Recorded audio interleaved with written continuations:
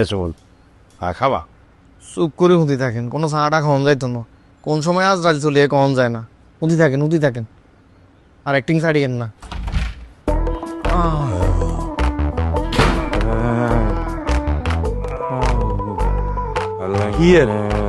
কি হয়েছে তো ভাইয়া আপনি আইসেন নি?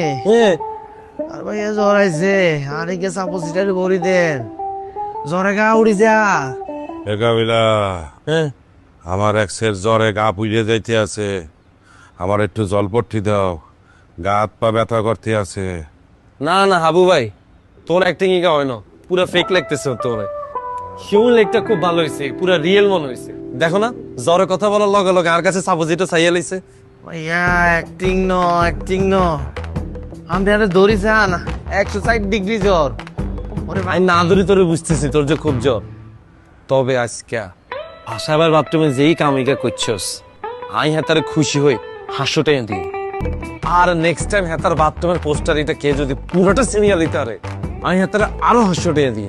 টোটাল 1000 টাকা আইবার। আবু ভাই আপনি উঠে গেছেন গিল্লাই, জ্বরে তো আবল তাবল বইকবেন। আপনি হুতি থাকেন ভাইয়া, নাইলে জ্বর বাড়ি যাইবো। এই বেটা, আমরা যে দাদুর বাথরুমে যাই আকাম করছি, এইটার জন্য কাবিলা এক্সের খুশি হয়েছে, বলছে 500 টাকা করে দেবে, এই করছে। বলেন কি ভাইয়া, এ ব্যাপারে কি আমি কিছু বলছি? আমি তো এ ব্যাপারে কিছু জানি না। আপনি কি আমার কিছু বলছেন ভাইয়া?